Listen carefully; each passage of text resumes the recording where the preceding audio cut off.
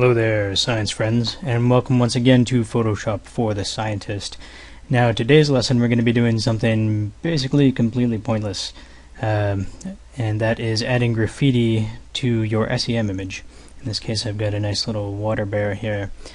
Now, are you ever going to need to do this for your science? I would think almost certainly not. So if you're only interested in learning the most scientific of Photoshop techniques, then by God, turn back now.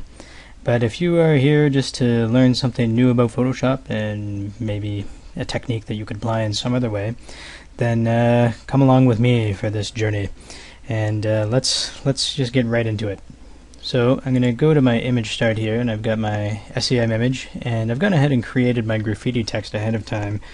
And all this is just, I think I used Ravi typeface with a couple of layer styles. So I've got a blue gradient overlay with a black stroke and an orange stroke. And the first thing I'm going to do is convert this text layer into a smart object, which I'll do by right-clicking and saying Convert to Smart Object. And the reason I want to do this is because we're going to be adding filters to this layer, and converting it into a smart object will allow us to do that non-destructively, which is what I'm all about.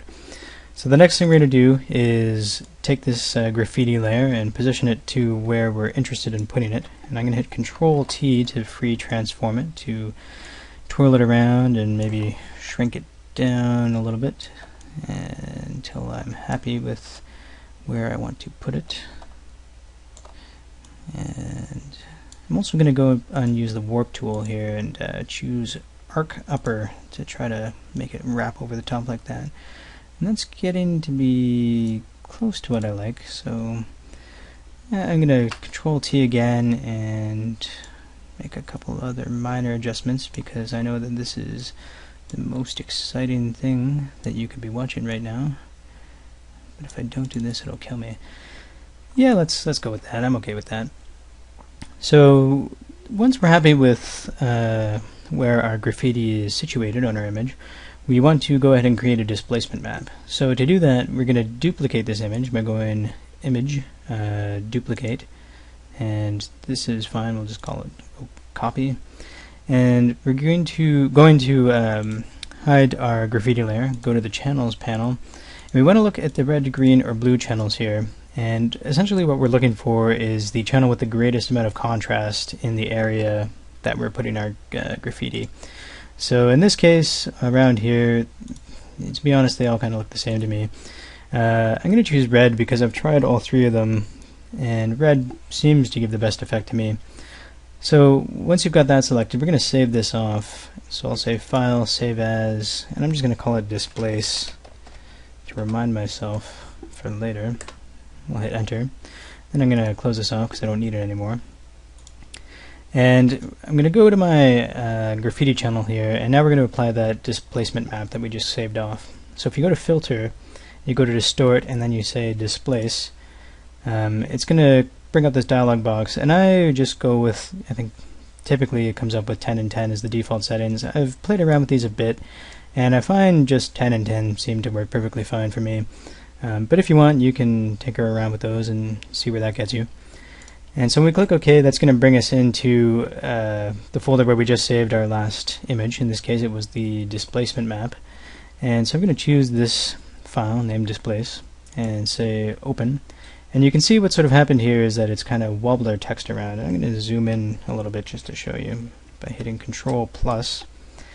And you can see things are sort of wobbly, and that's based on the black and white information from that displacement map we created.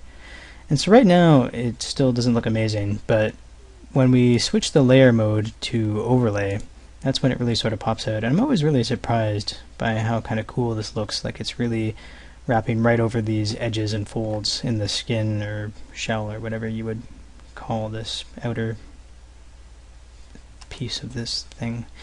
Anyways, so yeah, that was kind of the main step one, kind of the secret sauce of this technique.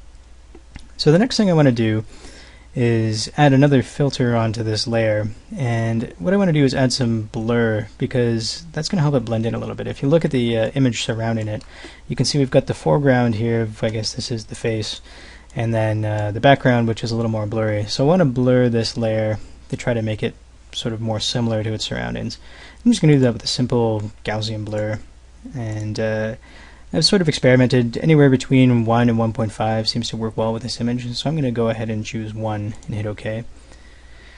And so yeah, that's starting to look not too bad already. Now the next thing I want to do to try to blend this image in a little more is blend it in with the background a bit. Now normally what you might want to do is use the fill or opacity layers to lower the opacity to bring the background through a bit. But what works even better is to selectively bring the background through in just the highlights and the shadows. And to do that, I'm going to click this FX icon, and my menu is going to fall off the screen, but I'm going to go ahead and choose the top option, which is blending options. And we get this box here. I'm going to scoot this over a bit.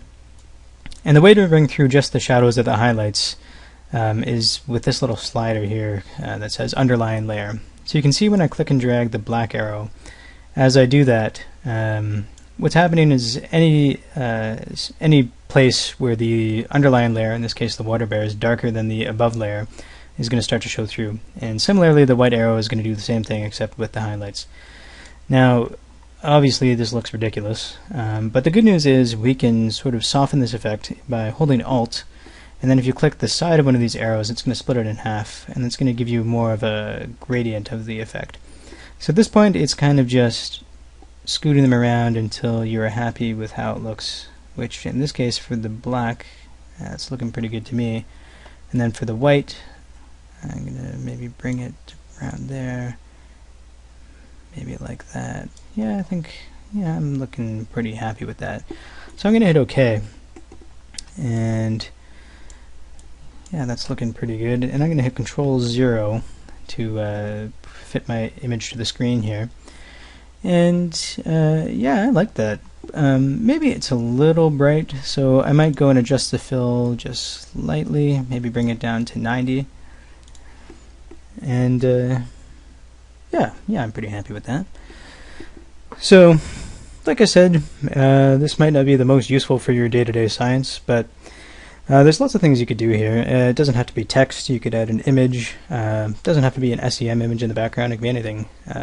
Sometimes what I like to do is to draw tattoos onto people, which you can use these basic techniques to do that.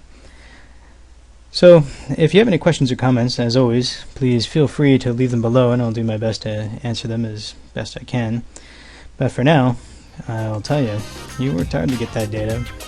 So why not take a break from working hard for once and try something new in Photoshop just for the fun of it. Yeah, you never know where to take it. Okay, well, I guess that's it for today, folks. So I will see you next time.